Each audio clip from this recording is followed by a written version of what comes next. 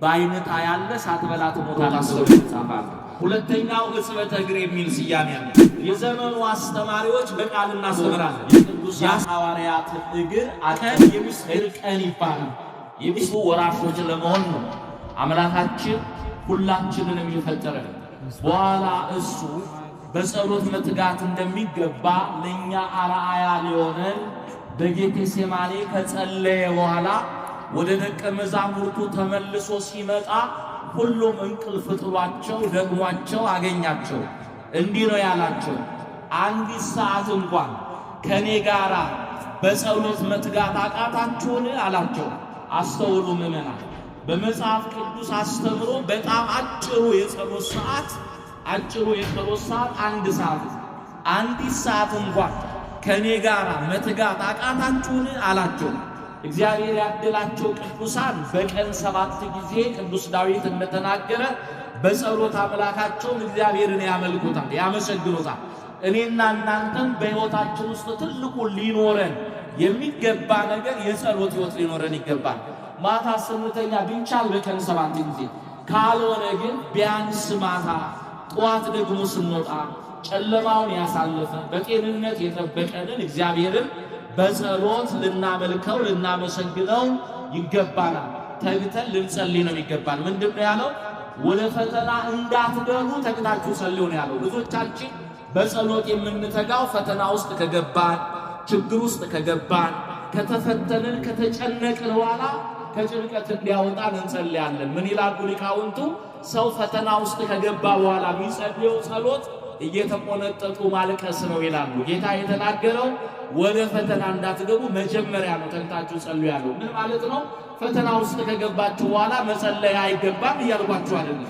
ጌታም ቢሆን ሲያስተምር ወደ ፈተና አባታችን የሚለው ጸሎት እኮ ስንጸልይ ወደ ፈተና አታግባን ነው ጸሎት የሚለውና ፈተና ውስጥ ከገባን በኋላ የፈተናውንና የመከራውን ጊዜ እንዲያሳጥርልን መጸለዩ ተገቢ ነው። ግን አስቀድሞ መጸለይ እንደሚገባ ዛሬ ስለ ጸሎት አስተምሯል።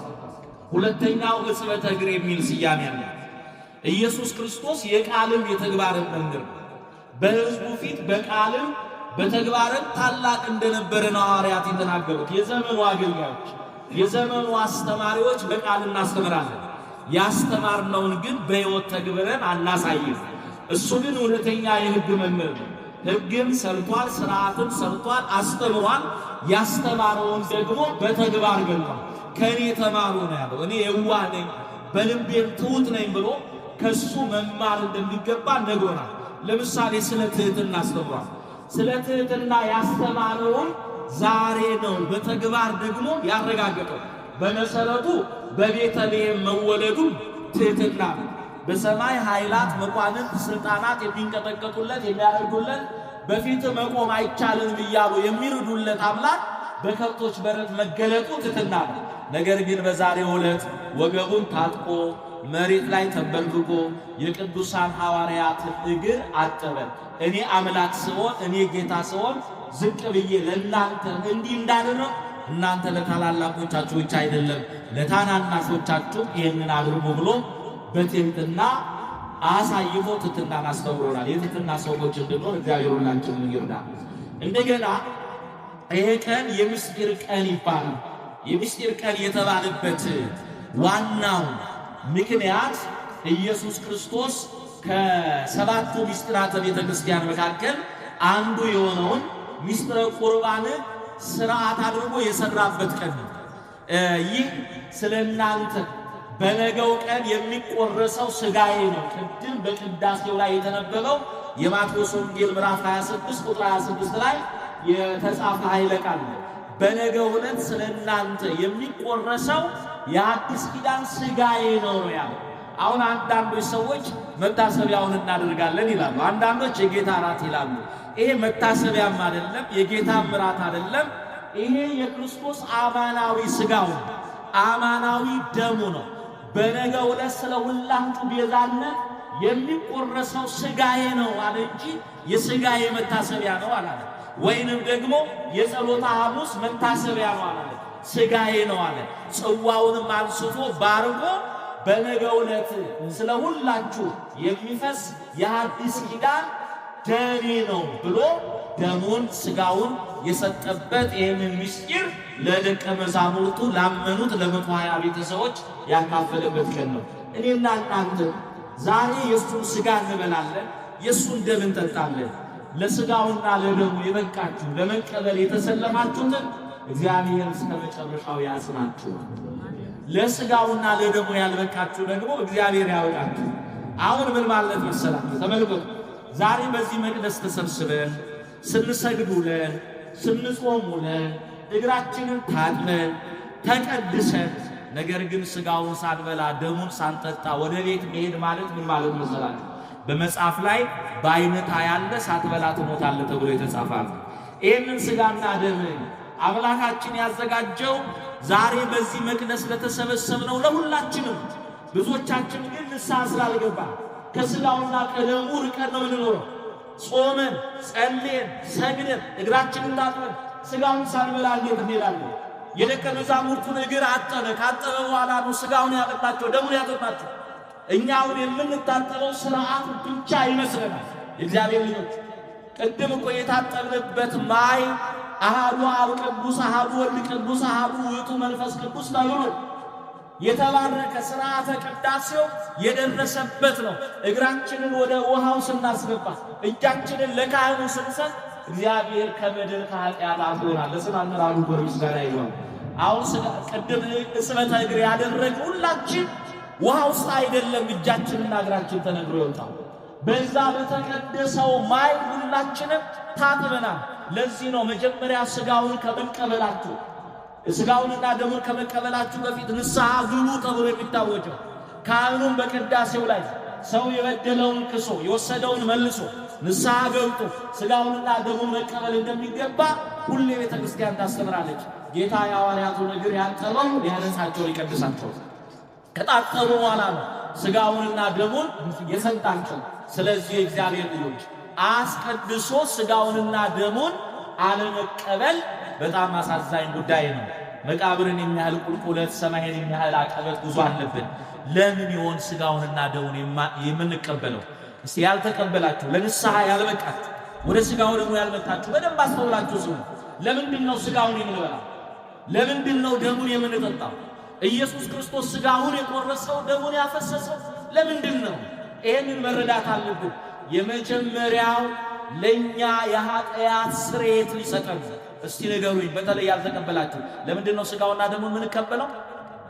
የኃጢአት ስርየት ልናገኝ ነው በሉኝ እስቲ። አቤት። አዎ፣ ያልተቀበላችሁ ዝም ብላችሁ ቁጭ ብላችኋል። መናገሩን አልቀበልም ብላችሁ ቁጭ ብላችኋል። ተናገሩን ስላችሁ ዝም ብላችኋል። እስቲ ሥጋውን የምንበላው ደሙን የምንጠጣው ምን ለማግኘት ነው? የኃጢአት ስርየት ልናገኝ። አንዳንዶች ሥጋውን ብሉ ደሙን ጠጡ ሲባሉ እኔ ኃጢአተኛ ነኝ፣ ሥጋውን መብላት ደሙን መጠጣት አልችልም ይላል። ሥጋውና ደሙ የተዘጋጀው ለጻድቃን አይደለም፣ ለኃጢአተኞች። እኔ ጻድቃንን ልጠራ አልመጣሁም፣ ኃጥአንን ለንስሐ ልጠራ መጣሁ ያለ። ስለዚህ ኃጢአተኛ ነኝ ብለን ካመን በኃጢአት ውስጥ ካለን ሥጋውና ደሙ የሚያስፈልገን ለእኛ ነው። በብሉይ ኪዳን ዘመን ለኃጢአት ማስተሰሪያ ይቀርብ የነበረው የእንስሳት ደም።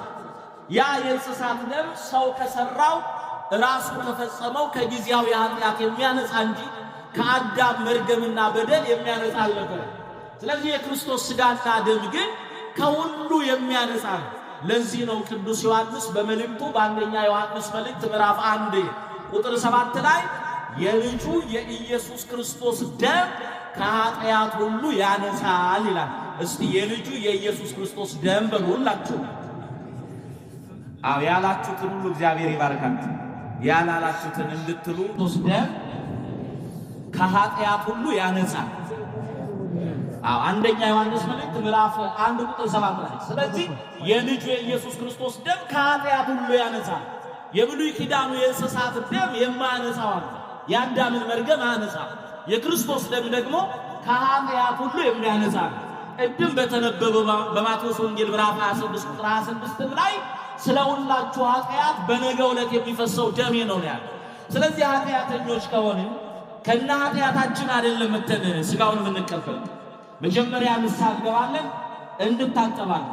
ከዛ በኋላ ስጋውን ስንበላ ደሙን ስንጠጣ እንቀደሳለን። ኃጢአትና በደል ሁሉ ከኛ ምን ይላል? ይርቃል። ስለዚህ ስጋውን የምንበላው ደሙን የምንጠጣው የኃጢአት ስርየት ለማግኘት ነው። ሁለተኛው የክርስቶስን ስጋ የምንበላው ደሙን የምንጠጣው የዘላለም ሕይወት ለማግኘት ነው። ሁለተኛው ምንድነው? ሁላችሁም ነገሩ አቤት እዚህ ውስጥ የዘላለም ሕይወት ማግኘት የማይፈልግ አለ? የለም። ሁላችንም የዘላለም ሕይወት ማግኘት እንፈልጋለን። የዘላለም ሕይወት የሚገኘው በክርስቶስ ስጋና ደም። ስለዚህ አስቀድሰን ስጋውን ሳንበላ ደሙን ሳንጠጣ የምንሄድ ከሆነ እኔን ለዘላለም ሕይወት አታብቃኝ እያሉ ለምን መሰላችሁ? በዮሐንስ ወንጌል ምዕራፍ 6 ቁጥር 54 ጀምሮ የተጻፈ ኃይለ ቃል ነው። ስጋዬን የሚበላ ደሜን የሚጠጣ የዘላለም ሕይወት አለው። የዘላለም ምን አለው ነው ያለው? ሕይወት አለው። የሚቀጥለው ቃል ስጋዬን ያልበላ ደሜን ያልጠጣ የዘላለም ሕይወት የለውም። አራት ነጥብ ማስተዛዘኛም የለም። ስለዚህ ስጋውን መብላት ደሙን መጠጣት ያስፈልጋል። ለምን? አዳምና ሔዋን በለስ በልተው ሞቱ። በመብል ሞትን። ሰው መብል ይወዳል ብሎ በመብል የሞተውን በመብል ለማዳን ስጋውን ቆርሶ ደሙን አፍሶ ብሉ አለ። ያኔ አትብሉ ስንባል በለስ በላንና ሞትን። አሁን ደግሞ ብሉ ስንባል ማቄን ጨርቄን እያልን ከስጋው ደሙ ተለይተን እየሞትን ያለ ነው። እግዚአብሔር ሕይወት ያድለን። እግዚአብሔር ሕይወት ያድለን። ሶስተኛው ከእግዚአብሔር ጋር ለዘላለም ለመኖር ነው። ስጋውን ብንበላው ደሙን የምንጠጣው የመጀመሪያው የኃጢአት ስርየት ለማግኘት፣ ሁለተኛው የዘላለም ሕይወት ለማግኘት፣ ሶስተኛው ደግሞ ከእግዚአብሔር ጋር ለመኖር። እስቲ ሶስተኛው ምንድነው? ከእግዚአብሔር ጋር ምን ለማለት ለመኖር። ስጋውን ማንበላ ደሙን ማንጠጣ ካለ ከእግዚአብሔር ጋር ህብረት አያስፈልገኝም እያልን ነው። እዛው የዮሐንስ ወንጌል ምዕራፍ 6 ቁጥር 55 ጀምሮ ስጋዬን የሚበላ ደሜን የሚጠጣ ከኔ ጋር ይኖራል፣ እኔም ከሱ ጋር እኖራለሁ። ለዚህ ነው ባለ በገናው ሲዘምር ስጋዬን የሚበላ ደሜን የሚጠጣ ይድናል ብለህ ኃጢአቴን መልምለህ ሲኦል ብታወርደኝ አብረን እንወርዳለን፣ እኔ ምን ቸገረኝ ይላል። ምን ማለቱ ነው? ስጋዬን የሚበላ ከኔ ጋር ይኖራል፣ እኔም ደግሞ ከሱ ጋር ምን እላለሁ? እኖራለሁ። ስንበላው እሱ ከኛ ጋር አለ፣ እኛ ከሱ ጋር አለ። እግዚአብሔር ሁላችንን ለስጋውና ለደሙ ያብቃል። እንዴት እግራችንን ታጥቀን ሳንበላ አስቀድሰን ሳንበላ ይሄ ሊሆን አይገባም። ትምህርቱ ሰፊ ነው። ለበረከት ያህል ሶስቱን ይሄንን ካየን ይበቃናል። ይሄ የአዲስ ኪዳን ስርዓት የተሰራበት የብሉይ ኪዳኑ የእንስሳት ደም የተወገደበት በአዲሱ ኪዳን በክርስቶስ ስጋና ደም አዲስ ስርዓት የተሰራበት ቀን ነው የዛሬው ቀን። ስለዚህ በአዲስ ኪዳን ከጸሎተ ሐሙስ በኋላ የእንስሳት ደም አልነበረም። በሰማነው ቃል እግዚአብሔር ሁላችንን የሚባርከን። ወስብሐት ለእግዚአብሔር።